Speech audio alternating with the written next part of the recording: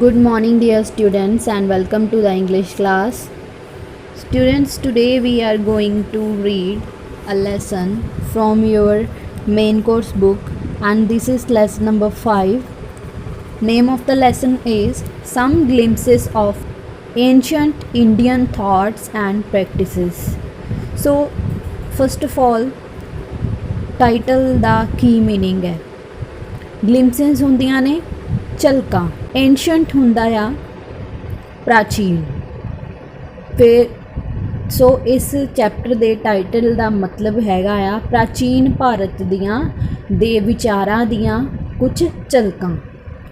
ਸੋ ਜਿੱਦਾਂ ਕਿ ਅਸੀਂ ਜਾਣਦੇ ਹਾਂ ਕਿ ਇੰਡੀਆ ਜੋ ਹੈ ਆਪਣਾ ਭਾਰਤ, ਇਹਦੇ ਵਿੱਚ ਪ੍ਰਾਚੀਨ ਕਾਲ ਤੋਂ ਹੀ ਬਹੁਤ ਸਾਰੀਆਂ ਮਹਾਨ ਜਿਹੜੀਆਂ ਆ ਘਟਨਾਵਾਂ ਘਟੀਆਂ, ਜਿਹਦੇ ਕਰਕੇ ਕਿ ਇੰਡੀਆ ਪੂਰੇ ਵਿਸ਼ਵ ਦੇ ਵਿੱਚ ਇੱਕ ਅਲੱਗ ਪਹਿਚਾਣ ਬਣਾਉਂਦਾ ਆ।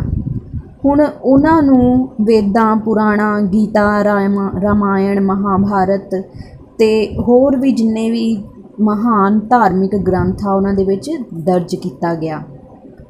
ਅਤੇ ਅੱਜ ਅਸੀਂ ਇਸ ਚੈਪਟਰ ਦੇ ਵਿੱਚ ਉਹਨਾਂ ਹੀ ਕੁਛ ਛੋਟੇ ਛੋਟੇ ਐਪੀਸੋਡਸ ਨੂੰ ਡਿਸਕਸ ਕਰਾਂਗੇ ਜਿਹੜੇ ਕਿ ਮੈਂਸ਼ਨ ਕੀਤੇ ਗਏ ਆ, ਜਿਹੜੇ ਕਿ ਅੱਜ ਦੇ ਜ਼ਮਾਨੇ ਦੇ ਵਿੱਚ ਅਪਣਾਉਣ ਦੀ ਦੁਬਾਰਾ ਜ਼ਰੂਰਤ ਆ, ਤਾਂ ਕਿ ਜੋ ਅੱਜ ਦੇ ਜ਼ਮਾਨੇ ਦੇ ਵਿੱਚ ਬੁਰਾਈਆਂ ਫੈਲ ਚੁੱਕੀਆਂ ਆ ਉਹਨਾਂ ਨੂੰ ਦੂਰ ਕੀਤਾ ਜਾ ਸਕੇ। So let's read the chapter. In a fight between the demons and the gods, once the demons were having an upper hand. ਹੁਣ ਇੱਕ ਵਾਰ ਕਹਿੰਦੇ ਕਿ ਡੈਮਨਸ ਕੀ ਹੁੰਦੇ ਨੇ? ਰਾਕਸ਼ਸ। ਡੈਮਨਸ ਹੁੰਦੇ ਨੇ ਰਾਕਸ਼ਸ ਅਤੇ ਗੋਡਸ ਰੱਬ। ਇੱਕ ਵਾਰ ਕਹਿੰਦੇ ਕਿ ਗੋਡਸ ਅਤੇ ਡੈਮਨਸ ਦੇ ਵਿੱਚ ਕੀ ਆ ਲੜਾਈ ਹੋ ਗਈ, ਯੁੱਧ ਹੋ ਗਿਆ, ਅਤੇ ਜਿਹੜੇ ਡੈਮਨਸ ਸੀਗੇ ਉਹ ਕੀ ਸੀਗੇ, ਉਹਨਾਂ ਦਾ ਉਹ ਹਾਵੀ ਹੋ ਰਹੇ ਸੀਗੇ ਗੋਡਸ ਦੇ ਉੱਤੇ। In desperation and anxiety, the gods went to Lord Vishnu to find out as to how they could vanquish the demons. The Lord advised them to get a mighty sword that is called a thunderbolt or Vajrapat, prepared from bones of some great sage. ਹੁਣ ਜਦੋਂ God's ਨੂੰ ਲੱਗਿਆ ਕਿ ਜਿਹੜੇ ਰਾਕਸ਼ਸ ਆ ਉਹਨਾਂ ਦੇ ਉੱਤੇ ਹਾਵੀ ਹੋ ਰਹੇ ਆ, ਫਿਰ ਕੀ ਆ, ਉਹ ਮਦਦ ਮੰਗਣ ਵਾਸਤੇ ਲਾਰਡ ਵਿਸ਼ਨੂੰ ਦੇ ਕੋਲ ਗਏ ਅਤੇ ਉਹਨਾਂ ਨੇ ਕਿਹਾ ਕਿ ਸਾਡੀ ਮਦਦ ਕਰੋ, ਅਸੀਂ ਰਾਕਸ਼ਸਾਂ ਨੂੰ ਹਰਾਉਣਾ ਚਾਹੁੰਦੇ ਹਾਂ। ਫਿਰ ਲਾਰਡ ਵਿਸ਼ਨੂੰ ਨੇ ਉਹਨਾਂ ਨੂੰ ਐਡਵਾਈਸ ਦਿੱਤੀ ਕਿ ਤੁਸੀਂ ਇੱਕ ਇੱਦਾਂ ਦਾ ਜਿਹੜਾ ਹਥਿਆਰ ਆ ਤਿਆਰ ਕਰੋ। ਸਵੋਰਡ ਹੁੰਦੀ ਹੈ ਤਲਵਾਰ, ਇੱਦਾਂ ਦੀ ਜਿਹੜੀ ਤਲਵਾਰ ਆ, ਅਤੇ ਉਹ ਕਿਸ ਚੀਜ਼ ਦੀ ਤਿਆਰ ਕਰਨੀ ਹੈ ਤਲਵਾਰ? ਕਿਸੇ ਮਹਾਨ ਸੇਜ ਹੁੰਦਾ ਆ, ਕੋਈ ਸੰਤ, ਕਿਸੇ ਮਹਾਨ ਸੰਤ ਦੀ ਹੱਡੀਆਂ ਤੋਂ ਪ੍ਰੀਪੇਅਰ ਕਰੋ ਉਸ ਸਵੋਰਡ ਨੂੰ। ਅਕੋਰਡਿੰਗਲੀ ਦ ਗੋਡਸ ਅਪਰੋਚਡ ਦ ਸੇਜ ਦਧੀਚੀ, ਅ ਗ੍ਰੇਟ ਸੇਂਟ। ਅਤੇ ਹੁਣ ਗੋਡਸ ਵਿਸ਼ਨੂੰ ਦੀ ਗੱਲ ਮੰਨ ਕੇ ਗਏ ਅਤੇ ਉਹਨਾਂ ਨੇ ਸੇਜ ਦਧੀਚੀ ਨੂੰ ਕੀ ਆ ਅਪਰੋਚ ਕੀਤਾ, ਮਤਲਬ ਉਹਨਾਂ ਕੋਲ ਗਏ। ਸੇਜ ਦਧੀਚੀ ਜਿਹੜੇ ਸੀਗੇ ਉਹ ਉਸ ਟਾਈਮ ਦੇ ਇੱਕ ਮਹਾਨ ਸੰਤ ਸੀ। Dadichi took no time in laying down his life so that his bones should be made into an invincible weapon. ਹੁਣ ਜਿਹੜੇ ਦਦੀਚੀ ਸੀਗੇ ਉਹਨਾਂ ਨੇ ਕੀ ਕੀਤਾ, ਬਿਲਕੁਲ ਵੀ ਟਾਈਮ ਨਹੀਂ ਲਾਇਆ ਆਪਣੀ ਲਾਈਫ ਦਾ ਬਲੀਦਾਨ ਦੇਣ ਵਾਸਤੇ, ਤਾਂ ਕਿ ਉਹਨਾਂ ਦੀਆਂ ਜਿਹੜੀਆਂ ਬੋਨਸ ਤੋਂ ਇੱਕ ਜਿਹੜਾ ਆ ਇਨਵਿੰਸੀਬਲ ਮੀਨਸ ਅਨਬੀਟੇਬਲ, ਜਿਹਨੂੰ ਹਰਾਇਆ ਨਾ ਜਾ ਸਕੇ, ਉੱਦਾਂ ਦਾ ਵੈਪਨ ਜਿਹੜਾ ਉਹਨਾਂ ਦੀਆਂ ਹੱਡੀਆਂ ਤੋਂ ਤਿਆਰ ਹੋ ਸਕੇ। ਇਸ ਕਰਕੇ ਉਹਨਾਂ ਨੇ ਆਪਣੀ ਜਾਨ ਦੀ ਕੁਰਬਾਨੀ ਦੇ ਦਿੱਤੀ। This victory of the good over evil is the rarest of the rare examples of great renunciation and sacrifice that this culture teaches. ਹੁਣ ਕਹਿੰਦੇ ਕਿ ਇਹ ਜਿਹੜਾ ਬਲੀਦਾਨ ਸੀ ਅਤੇ ਉਸ ਬਲੀਦਾਨ ਦੇ ਨਾਲ ਗੋਡਸ ਦੀ ਜਿਹੜੀ ਆ ਜਿੱਤ ਹੋਈ, ਅਤੇ ਇਹ ਜਿਹੜੀ ਵਿਕਟਰੀ ਸੀਗੀ ਚੰਗਿਆਈ ਦੀ ਬੁਰਾਈ ਦੇ ਉੱਤੇ ਇੱਕ ਬਹੁਤ ਵੱਡਾ ਐਗਜ਼ਾਮਪਲ ਆ ਸੈਕਰੀਫਾਈਸ ਦੀ, ਜਿਹੜਾ ਕਿ ਸਾਨੂੰ ਸਾਡਾ ਕਲਚਰ ਸਿਖਾਉਂਦਾ ਆ। Who can forget the supreme sacrifice of the young sons of ਸ੍ਰੀ ਗੁਰੂ ਗੋਬਿੰਦ ਸਿੰਘ ਜੀ। ਹੁਣ ਕਹਿੰਦੇ ਕਿ ਗੁਰੂ ਗੋਬਿੰਦ ਸਿੰਘ ਜੀ ਦੇ ਜਿਹੜੇ ਬੱਚਿਆਂ ਦਾ ਬਲੀਦਾਨ ਉਹ ਕੋਈ ਕਿੱਦਾਂ ਭੁੱਲ ਸਕਦਾ ਆ। They chose to be bricked alive for the sake of their faith and the canons of justice and true liberty. ਉਹਨਾਂ ਨੇ ਕੀ ਕੀਤਾ, ਆਪਣਾ ਧਰਮ ਦੇ ਖਾਤਰ, ਸੱਚ ਦੀ ਖਾਤਰ ਛੋਟੇ ਸਾਹਿਬਜ਼ਾਦਿਆਂ ਨੇ ਕੀ ਕੀਤਾ, ਆਪਣੇ ਆਪ ਨੂੰ ਜਿੰਦਾ ਦੀਵਾਰ ਦੇ ਵਿੱਚ ਚਿਣਾਉਣਾ ਮਨਜ਼ੂਰ ਕੀਤਾ। Our philosophy and thought teach us to renounce, to sacrifice, to give away in the charity and the red spirit of detachment. Idam na mam. It means this doesn't belong to me. Is the real spirit behind the yajnas we are called upon to perform frequently in our homes. So ਜਿਹੜੇ ਸਾਡੇ ਵਿਚਾਰ ਨੇ, ਸਾਡੀ philosophy ਹੈ ਜਿਹੜੀ, ਵਿਚਾਰਧਾਰਾ ਜਿਹਨੂੰ ਕਹਿੰਦੇ ਆ, ਉਹ ਸਾਨੂੰ ਕੀ ਸਿਖਾਉਂਦੀ ਆ, ਸੈਕਰੀਫਾਈਸ ਕਰਨਾ ਸਿਖਾਉਂਦੀ ਆ। ਅਤੇ ਸੈਕਰੀਫਾਈਸ ਦੇ ਵਿੱਚ ਕਿਸ ਚੀਜ਼ ਦੀ ਭਾਵਨਾ ਹੁੰਦੀ ਆ ਕਿ ਜੋ ਵੀ ਮੇਰੇ ਕੋਲ ਹੈਗਾ ਆ ਇਹ ਮੇਰਾ ਨਹੀਂ ਆ, ਇਹ ਸਾਰਾ ਕੁਛ ਜਿਹੜਾ ਆ ਉਹ ਕੀ ਆ, ਸਭ ਲਈ ਬਣਿਆ ਆ। ਜਿੰਨੀ ਵੀ ਕੁਦਰਤ ਨੇ, ਕਾਇਨਾਤ ਪਰਮਾਤਮਾ ਨੇ ਬਣਾਈ ਆ, ਉਹ ਸਭ ਕੁਛ ਕੀ ਆ, ਆਪਸ ਦੇ ਵਿੱਚ ਜੁੜਿਆ ਹੋਇਆ ਆ ਅਤੇ ਆਪਸ ਦੇ ਵਿੱਚ ਭਾਈਚਾਰੇ ਦੀ ਭਾਵਨਾ ਫੈਲ ਸਕੇ। ਇਸ ਕਰਕੇ ਕਿਸੇ ਵੀ ਚੀਜ਼ ਦਾ ਮਾਣ ਨਹੀਂ ਕਰਨਾ ਚਾਹੀਦਾ, ਕਿਉਂਕਿ ਕੋਈ ਵੀ ਚੀਜ਼ ਨਾਲ ਨਹੀਂ ਜਾਂਦੀ ਇਨਸਾਨ ਦੇ, ਕੋਈ ਵੀ ਚੀਜ਼ ਉਸ ਨੂੰ ਬਿਲੋਂਗ ਨਹੀਂ ਕਰਦੀ। ਅਤੇ ਇਸੇ ਕਰਕੇ ਜਿਹੜੇ ਯਜਨਾਸ ਵਗੈਰਾ, ਯੱਗ ਜਿਹਨੂੰ ਕਹਿੰਦੇ ਆ, ਉਹ ਕਰਵਾਏ ਜਾਂਦੇ ਸੀਗੇ ਘਰਾਂ ਦੇ ਵਿੱਚ, ਤਾਂ ਕਿ ਜੋ ਵੀ ਸ਼ਾਂਤੀ ਵਗੈਰਾ ਬਣੀ ਰਹੇ। ਅਤੇ ਦਿਸ ਡਜ਼ਨਟ ਬਿਲੋਂਗ ਟੂ ਮੀ ਦੀ ਜਿਹੜੀ ਫਿਲੋਸਫੀ ਆ ਉਹਨੂੰ ਸਹੀ ਸਾਬਿਤ ਕੀਤਾ ਜਾ ਸਕੇ। Should corruption, greed and lust for easy money have any place in a country rich with such noble and lofty traditions? ਹੁਣ ਕਹਿੰਦੇ ਕਿ ਜਿਹੜੇ ਕਰਪਸ਼ਨ ਹੈ ਹੁਣ ਦੇਸ਼ ਦੇ ਵਿੱਚ, ਗਰੀਡ ਹੈ, ਲਸਟ ਹੈ, ਹਰ ਚੀਜ਼ ਨੂੰ ਲੈ ਕੇ, ਇੱਦਾਂ ਦੇ ਮਹਾਨ ਦੇਸ਼ ਦੇ ਵਿੱਚ ਜਿੱਥੇ ਕਿ ਸਿਖਾਇਆ ਜਾਂਦਾ ਆ ਕਿ ਜੋ ਕੁਛ ਵੀ ਹੈ ਉਹ ਸਾਡਾ ਨਹੀਂ ਆ, ਸਾਨੂੰ ਬਿਲੋਂਗ ਨਹੀਂ ਕਰਦਾ, ਉਹ ਸਭ ਦਾ ਆ, ਉਸ ਦੇਸ਼ ਦੇ ਵਿੱਚ ਕਰਪਸ਼ਨ, ਗਰੀਡ, ਲਸਟ ਵਰਗੀਆਂ ਚੀਜ਼ਾਂ ਦੀ ਕੋਈ ਜਗ੍ਹਾ ਹੈਗੀ ਹੈ? The elder ones of this country, as per tradition, coming down from thousands of years to this day, considered it a divine and blessed duty to feed the birds flying in the sky, the animals moving about on this earth, and the insects living in small holes inside the earth. ਹੁਣ ਜਿਹੜੇ ਕਹਿੰਦੇ ਕਿ ਸਾਡੇ ਵੱਡੇ ਜਿਹੜੇ ਬਜ਼ੁਰਗ ਸੀਗੇ ਇਸ ਕੰਟਰੀ ਦੇ, ਉਹਨਾਂ ਨੇ ਹਮੇਸ਼ਾ ਤੋਂ ਸਾਨੂੰ ਇਹ ਕੁਛ ਸਿਖਾਇਆ ਆ ਕਿ ਜਿਹੜੇ ਪੰਛੀ ਆ, ਜਿਹੜੇ ਐਨੀਮਲਸ ਆ, ਉਹਨਾਂ ਨੂੰ ਵੀ ਕੀ ਆ, ਖਾਣਾ ਦੇਵੋ। ਹੁਣ ਪੰਛੀਆਂ ਨੂੰ ਪਾਉਂਦੇ ਆ ਨਾ ਚੋਗਾ ਜਿਹਨੂੰ ਕਹਿੰਦੇ ਆ ਆਪਾਂ, ਲੋਕ ਆਪਣੇ ਘਰਾਂ ਦੀਆਂ ਛੱਤਾਂ ਦੇ ਉੱਤੇ ਪਾਣੀ ਵੀ ਰੱਖਦੇ ਆ, ਦਾਣੇ ਵੀ ਰੱਖਦੇ ਆ, ਤਾਂ ਕਿ ਜਿਹੜੇ ਪੰਛੀ ਆ ਉਹ ਆ ਕੇ ਪਾਣੀ ਵੀ ਪੀ ਸਕਣ ਅਤੇ ਦਾਣੇ ਵੀ ਖਾ ਸਕਣ। ਇਹ ਕੀ ਆ, ਸ਼ੁਰੂ ਤੋਂ ਹੀ ਸਾਡੇ ਵੱਡੇ ਬਜ਼ੁਰਗ ਸਾਨੂੰ ਇਹ ਸਿਖਾਉਂਦੇ ਆਏ ਆ। This noble tradition is a peculiar proof of the fact that the people of this country believe in the unity of life anywhere and everywhere. ਤੇ ਇਹ ਜਿਹੜੀ ਪ੍ਰਥਾ ਆ, ਕਹਿੰਦੇ ਕਿ ਜਿਹੜੀ ਪਸ਼ੂਆਂ ਅਤੇ ਪੰਛੀਆਂ ਨੂੰ ਖਾਣਾ ਖਿਲਾਉਣ ਦੀ ਹੈ ਪ੍ਰਥਾ, ਉਹ ਇਹ ਸਾਬਿਤ ਕਰਦੀ ਹੈ ਕਿ ਇਸ ਦੇਸ਼ ਦੇ ਵਿੱਚ ਹਮੇਸ਼ਾ ਕੀ ਆ, ਯੂਨਿਟੀ ਦੀ ਭਾਵਨਾ ਨੂੰ ਲੋਕ ਬਰਕਰਾਰ ਰੱਖਣਾ ਪਸੰਦ ਕਰਦੇ ਸੀ। ਅਤੇ ਹਮੇਸ਼ਾ ਉਹ ਕਿਤੇ ਵੀ ਚਲੇ ਜਾਣ, ਕਿਤੇ ਵੀ ਚਲੇ ਜਾਣ, ਉਹ ਕੀ ਆ, ਇਸ ਜਿਹੜੀ ਭਾਵਨਾ ਆ ਆਪਣੇ ਨਾਲ ਹਮੇਸ਼ਾ ਲੈ ਕੇ ਚੱਲਦੇ ਸੀ।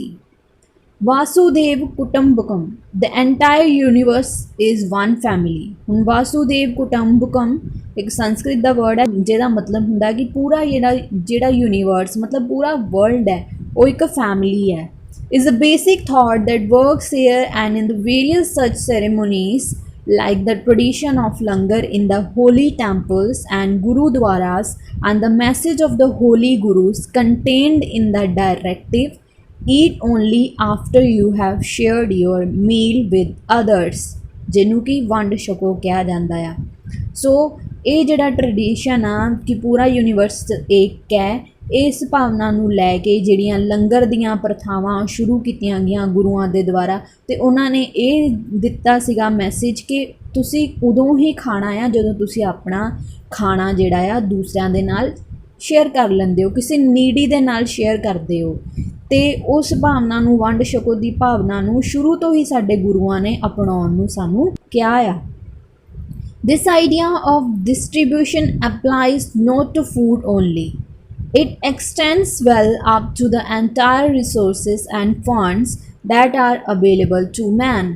ਹੁਣ ਕਹਿੰਦੇ ਕਿ ਵੰਡ ਛਕੋ ਦੀ ਜਿਹੜੀ ਭਾਵਨਾ ਆ ਉਹ ਸਿਰਫ ਤੇ ਸਿਰਫ ਖਾਣੇ ਤੱਕ ਹੀ ਸੀਮਿਤ ਨਹੀਂ ਹੈਗੀ, ਖਾਣਾ ਹੀ ਅਸੀਂ ਵੰਡਣਾ ਆ, ਹੋਰ ਵੀ ਜਿੰਨੇ ਵੀ ਰਿਸੋਰਸਿਸ ਨੇ ਉਹਨਾਂ ਨੂੰ ਵੀ ਮਿਲ ਵਰਤ ਕੇ ਜਿਹੜਾ ਆ ਵੰਡਣ ਦੀ ਭਾਵਨਾ ਜਿਹੜੀ ਉਹ ਸਾਨੂੰ ਅਪਣਾਉਣ ਵਾਸਤੇ ਕਹੀ ਗਈ ਆ।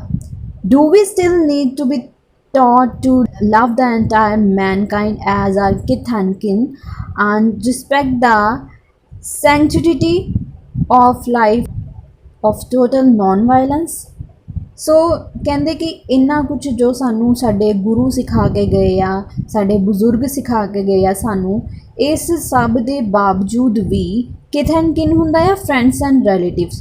ਅਸੀਂ ਸਮੁੱਚੀ ਮਾਨਵਤਾ ਨੂੰ ਆਪਣੇ ਭੈਣ ਭਰਾ ਜਾਂ ਆਪਣੇ ਰਿਸ਼ਤੇਦਾਰ ਮੰਨ ਕੇ, ਸੈਂਕਟਿਟੀ ਹੁੰਦਾ ਆ ਹੋਲੀਨੈਸ ਦੀ ਭਾਵਨਾ ਦੇ ਨਾਲ, ਅਤੇ ਨੋਨ ਵਾਇਲੈਂਸ ਕੀ ਹੁੰਦਾ, ਅਹਿੰਸਾ ਦੀ ਭਾਵਨਾ ਦੇ ਨਾਲ ਮਿਲ ਜੁਲ ਕੇ ਅਸੀਂ ਨਹੀਂ ਰਹਿ ਸਕਦੇ ਇੰਨਾ ਕੁਝ ਸਿਖਾਉਣ ਦੇ ਬਾਵਜੂਦ ਵੀ। Once the story goes, King Janaka of Maithili called a meeting of the scholars to discuss some ticklish issue based on high philosophy thought। ਹੁਣ ਕਹਿੰਦੇ ਕਿ ਇੱਕ ਜਿਹੜੀ ਸਟੋਰੀ ਆ ਲਈ ਗਈ ਆ ਕਿੰਗ ਜਨਕ ਮੈਥਲੀ ਦੇ ਦਰਬਾਰ ਦੇ ਵਿੱਚੋਂ, ਮੈਥਲੀ ਜਿਹਨੂੰ ਅੱਜ ਕੱਲ੍ਹ ਬਿਹਾਰ ਦੇ ਨਾਮ ਤੋਂ ਜਾਣਿਆ ਜਾਂਦਾ ਆ। ਸੋ ਉਸ ਮੀਟਿੰਗ ਦੇ ਵਿੱਚ ਉਹਨਾਂ ਨੇ ਬਹੁਤ ਵੱਡੇ ਸਕੋਲਰਸ ਹੁੰਦੇ ਆ ਜਿਹੜੇ ਮਹਾਨ ਵਿਚਾਰਧਾਰਾ ਵਾਲੇ ਹੁੰਦੇ ਨੇ। A well known sage named Ashtavakra was also invited to this meeting. ਹੁਣ ਕਹਿੰਦੇ ਕਿ ਇੱਕ ਮਹਾਨ ਜਿਹੜਾ ਸੇਜ ਮੈਂ ਦੱਸਿਆ ਨਾ, ਸੰਤ ਜਾਂ ਫਿਰ ਸਾਧੂ, ਉਹਨਾਂ ਦਾ ਨਾਮ ਸੀ ਅਸ਼ਟਵਕਰਾ। ਅਤੇ ਉਹਨਾਂ ਨੂੰ ਅਸ਼ਟਵਕਰਾ ਕਿਉਂ ਕਿਹਾ ਜਾਂਦਾ ਸੀ? ਕਿਉਂਕਿ ਉਹਨਾਂ ਦੀ ਜਿਹੜੀ ਬਾਡੀ ਸੀਗੀ ਨਾ ਉਹ ਡੀਫਾਰਮਡ ਸੀ, ਮਤਲਬ ਕਿ ਉਹਨਾਂ ਦੀ ਬਾਡੀ ਦੀ ਜਿਹੜੀ ਬਣਤਰ ਸੀਗੀ ਉਹ ਪ੍ਰੋਪਰ ਨਹੀਂ ਸੀ ਜਿੱਦਾਂ ਇੱਕ ਆਮ ਇਨਸਾਨ ਦੀ ਹੁੰਦੀ ਆ। ਅਤੇ ਉਹਨਾਂ ਨੂੰ ਵੀ ਇਸ ਮੀਟਿੰਗ ਦੇ ਵਿੱਚ ਇਨਵਾਈਟ ਕੀਤਾ ਗਿਆ। As Ashtavakra entered the portals of the palace hall and walked up the passage, some scholars already present there burst into a derisive laughter। ਹੁਣ ਕਹਿੰਦੇ ਕਿ ਜਿੱਦਾਂ ਹੀ ਅਸ਼ਟਵਕਰਾ ਉਸ ਪੋਰਟਲਸ ਹੁੰਦੇ ਐਂਟਰੈਂਸ ਗੇਟ ਕਹਿ ਸਕਦੇ ਹਾਂ, ਜਦੋਂ ਉਸ ਪੈਲੇਸ ਦੇ ਗੇਟ ਤੇ ਪਹੁੰਚੇ ਅਤੇ ਜਿਹੜੇ ਹੋਰ ਉੱਥੇ ਸਕੋਲਰਸ ਪਹਿਲਾਂ ਹੀ ਮੌਜੂਦ ਸੀਗੇ ਉਹ ਅਸ਼ਟਵਕਰਾ ਨੂੰ ਦੇਖ ਕੇ ਹੱਸਣ ਲੱਗ ਗਏ। How could such a deformed and misshapen person discuss high philosophy? They felt। ਹੁਣ ਉਹ ਹੱਸੇ ਕਿਉਂ ਅਸ਼ਟਵਕਰਾ ਨੂੰ ਦੇਖ ਕੇ? ਉਹ ਕਹਿੰਦੇ ਕਿ ਇਹ ਬੰਦਾ ਜਿਹਦੀ ਬੋਡੀ ਵੀ ਡੀਫਾਰਮਡ ਹੈ, ਜਿਹਦੀ ਬੋਡੀ ਦੀ ਪ੍ਰੋਪਰ ਸ਼ੇਪ ਨਹੀਂ ਆ, ਉਹ ਮਹਾਨ ਚੀਜ਼ਾਂ ਦੇ ਉੱਤੇ ਡਿਸਕਸ ਕਿੱਦਾਂ ਕਰ ਸਕਦਾ ਆ? ਉਹਨਾਂ ਨੂੰ ਇਹ ਲੱਗਿਆ। Ashtavakra thundered back to the king. Thundered back ਮਤਲਬ ਗੁੱਸੇ ਦੇ ਵਿੱਚ।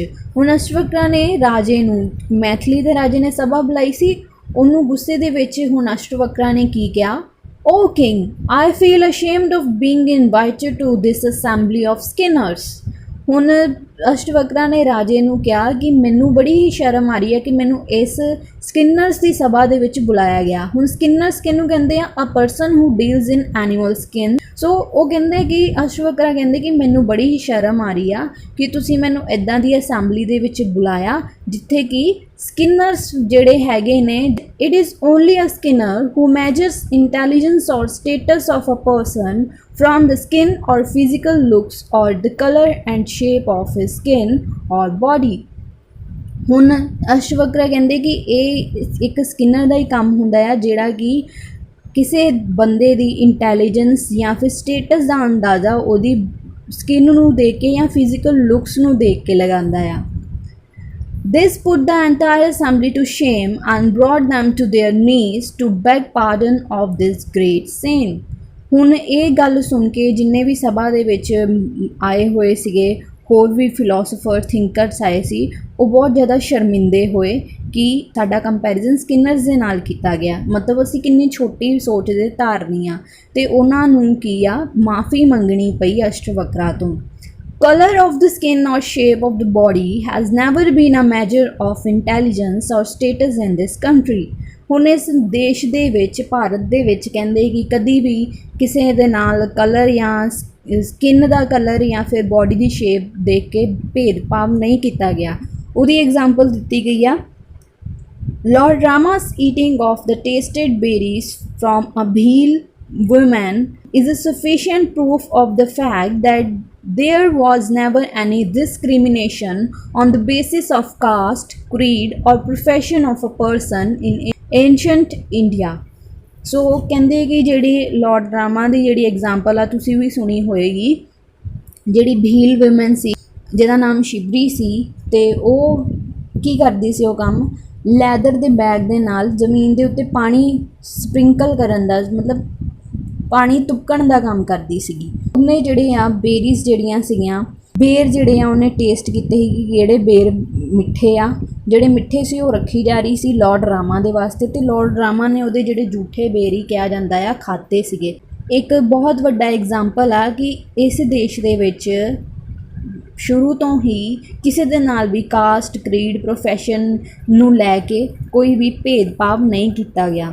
One is here also reminded of what the enlightened sage Swami Vivekananda said to a lady in America who laughed at his simple dress।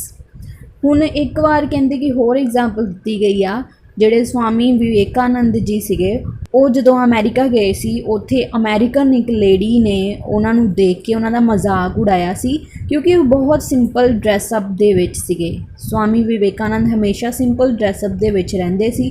ਉਹਨਾਂ ਦੇ ਪਹਿਰਾਵੇ ਨੂੰ ਦੇਖ ਕੇ American lady ਨੇ ਉਹਨਾਂ ਦਾ ਮਜ਼ਾਕ ਉਡਾਇਆ, ਅਤੇ ਉਹਨਾਂ ਨੇ ਜਵਾਬ ਦੇ ਵਿੱਚ ਕੀ ਕਿਹਾ, madam in your country it is the tailor who makes a man, in my country it is the intrinsic worth and character of a person that make him or her great। ਹੁਣ ਸਵਾਮੀ ਵਿਵੇਕਾਨੰਦ ਨੇ ਉਸ lady ਨੂੰ ਕਿਹਾ ਕਿ ਇਸ ਤੁਹਾਡੇ ਦੇਸ਼ ਦੇ ਵਿੱਚ, ਮਤਲਬ ਅਮਰੀਕਾ ਦੇ ਵਿੱਚ ਇੱਕ ਟੇਲਰ ਆ ਜਿਹੜਾ ਕਿ ਇੱਕ ਬੰਦੇ ਨੂੰ ਇੱਕ ਵਧੀਆ ਗੁੱਡ ਲੁਕਿੰਗ ਦੇ ਕੇ ਉਹਨੂੰ ਵਧੀਆ ਬਣਾਉਂਦਾ ਆ, ਮਤਲਬ ਦੇਖਣ ਨੂੰ ਵਧੀਆ ਹੁੰਦਾ, ਬਟ ਕਹਿੰਦੇ ਕਿ ਮੇਰੇ ਦੇਸ਼ ਦੇ ਵਿੱਚ, ਮਤਲਬ ਭਾਰਤ ਦੇ ਵਿੱਚ ਉਸ ਬੰਦੇ ਨੂੰ ਮਹਾਨ ਮੰਨਿਆ ਜਾਂਦਾ ਹੈ ਜਿਹਦਾ ਕਰੈਕਟਰ ਉੱਚਾ ਹੋਵੇ ਅਤੇ ਜਿਹਦਾ ਕਿ ਮਨ ਜਿਹੜਾ ਆ ਉਹ ਸਾਫ਼ ਹੋਵੇ। Isn't it unwise to support tacitly or otherwise any talk of such discrimination on such frivolous basis today? ਹੁਣ ਕਹਿੰਦੇ ਕਿ ਇਹ ਕੋਈ ਹੁਣ ਅੱਜ ਦੇ ਜ਼ਮਾਨੇ ਦੇ ਵਿੱਚ ਵੀ ਕਿਸੇ ਦੇ ਪਹਿਰਾਵੇ ਨੂੰ ਲੈ ਕੇ ਜਾਂ ਫਿਰ ਕਿਸੇ ਦੇ ਜਾਤ ਪਾਤ ਧਰਮ ਨੂੰ ਲੈ ਕੇ ਜੋ ਟਿੱਪਣੀ ਕੀਤੀ ਜਾਂਦੀ ਆ, ਉਹ ਕਹਿੰਦੇ ਕਿ ਉਹ ਸਹੀ ਹੈ। ਇੰਨੀਆਂ ਸਾਰੀਆਂ ਐਗਜ਼ਾਮਪਲਸ ਪਾਸ ਦੇ ਵਿੱਚੋਂ ਸਾਨੂੰ ਮਿਲਦੀਆਂ ਆ, ਫਿਰ ਵੀ ਅਸੀਂ ਇਹ ਸਾਰਾ ਕੁਝ ਕਰਦੇ ਹਾਂ, ਕੁਝ ਸਹੀ ਆ, ਇਹ ਕੁਝ ਨਹੀਂ ਹੋਣਾ ਚਾਹੀਦਾ। The history of this great land is full of examples where no auspicious function was considered to be held properly without the participation of women। ਹੁਣ ਕਹਿੰਦੇ ਕਿ ਆਪਣੇ ਭਾਰਤ ਦੇ ਵਿੱਚ ਇੱਦਾਂ ਦੀਆਂ ਐਗਜ਼ਾਮਪਲਸ ਵੀ ਮਿਲਦੀਆਂ ਆ ਜਿੱਥੇ ਆਸਪੀਸ਼ੀਅਸ ਹੁੰਦੇ ਆ, ਕੋਈ ਬਹੁਤ ਜ਼ਿਆਦਾ ਖਾਸ ਕੋਈ ਫੰਕਸ਼ਨ ਹੋਵੇ, ਕਹਿੰਦੇ ਕਿ ਉੱਥੇ ਅਗਰ ਲੇਡੀ ਦੀ ਪਾਰਟੀਸੀਪੇਸ਼ਨ ਮਤਲਬ ਮੌਜੂਦਗੀ ਨਾ ਹੋਵੇ ਤਾਂ ਉਸ ਫੰਕਸ਼ਨ ਨੂੰ ਅਧੂਰਾ ਮੰਨਿਆ ਜਾਂਦਾ ਆ। So much so that if no woman could somehow make it to the function, a statue of the woman was created to mark her auspicious presence।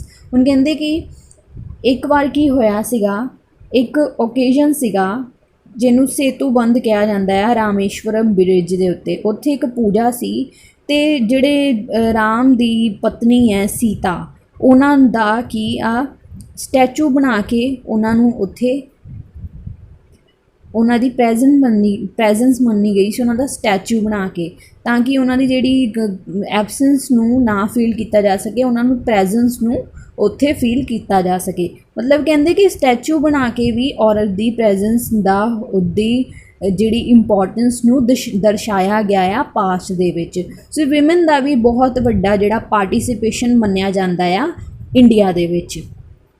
This only proves that a woman in this great land was never looked upon as an object of lust or sex. She was always considered a Devi, a Kanjak, the mother of mankind, the Ardhangini, the inseparable but equal wheel of the Rath of life। ਹੁਣ ਕਹਿੰਦੇ ਕਿ lady ਨੂੰ ਪ੍ਰਾਚੀਨ ਭਾਰਤ ਦੇ ਵਿੱਚ ਸਿਰਫ ਤੇ ਸਿਰਫ ਇੱਕ ਲਸਟ ਦੀ ਚੀਜ਼ ਨਹੀਂ ਮੰਨਿਆ ਜਾਂਦਾ ਸੀਗਾ, ਸੰਭੋਗ ਦੀ ਚੀਜ਼ ਨਹੀਂ ਮੰਨਿਆ ਜਾਂਦਾ ਸੀਗਾ। ਉਹਨੂੰ ਕੀ ਆ, ਇੱਕ ਦੇਵੀ ਕਹਿ ਕੇ ਵੀ ਪੂਜਿਆ ਜਾਂਦਾ ਸੀ। ਇੱਕ ਕੰਜਕ, ਕੰਜਕ ਕੀ ਹੁੰਦੀ ਹੈ, ਇੱਕ ਯੰਗ ਜਿਹੜੀ ਗਰਲ ਹੁੰਦੀ, ਅਨਮੈਰਿਡ ਗਰਲ ਹੁੰਦੀ ਆ, ਉਹਨੂੰ ਕੰਜਕਾਂ ਹੁੰਦੀਆਂ ਨੇ ਨਵਰਾਤਰਿਆਂ ਤੋਂ ਬਾਅਦ, ਉੱਥੇ ਪੂਜਿਆ ਜਾਂਦਾ ਆ, ਉਹਨੂੰ ਕੰਜਕ ਕਿਹਾ ਜਾਂਦਾ ਆ। ਅਤੇ ਉਹਨੂੰ ਮਦਰ ਵੀ ਕਿਹਾ ਜਾਂਦਾ ਹੈ ਮੈਨਕਾਈਂਡ। ਰੱਥ ਕੀ ਹੁੰਦਾ, ਸ਼ੈਰੀਓਟ, ਸ਼ੈਰੀਓਟ ਦਾ ਇੱਕ ਕੀ ਆ, ਅਟੁੱਟ ਹਿੱਸਾ ਮੰਨਿਆ ਜਾਂਦਾ ਹੈ ਲੇਡੀ ਨੂੰ ਸ਼ੁਰੂ ਤੋਂ ਹੀ। This fitly explains Chhatrapati Shivaji's bowing his head before every man and respectfully restoring her dignity as a mother when some misguided soldiers of his victorious army presented her to Shivaji as a gift। ਹੁਣ ਕਹਿੰਦੇ ਕਿ ਇੱਕ ਹੋਰ example ਜਿਹੜਾ ਮਿਲਦਾ ਆ, ਛਤਰਪਤੀ ਜਿਹੜੇ ਸ਼ਿਵਾਜੀ ਸੀਗੇ, ਮਰਾਠਾ ਜਿਹੜੇ ਇੱਕ ਸ਼ਾਸਕ ਸੀਗੇ, ਉਹਨਾਂ ਨੇ ਇੱਕ ਲੇਡੀ ਦੀ ਜਿਹੜੀ ਆ ਡਿਗਨਿਟੀ, ਉਹਦੀ ਜਿਹੜਾ ਮਾਨ ਸਨਮਾਨ ਆ, ਉਹਨੂੰ ਰਿਸਟੋਰ ਕੀਤਾ ਸੀਗਾ। ਉਸ ਲੇਡੀ ਨੂੰ ਉਹਨਾਂ ਦੇ ਸੋਲਜਰਸ ਨੇ, ਛਤਰਪਤੀ ਸ਼ਿਵਾਜੀ ਦੇ ਸੋਲਜਰਸ ਨੇ ਐਜ਼ ਅ ਗਿਫਟ ਪ੍ਰੈਜ਼ੈਂਟ ਕੀਤਾ ਸੀਗਾ।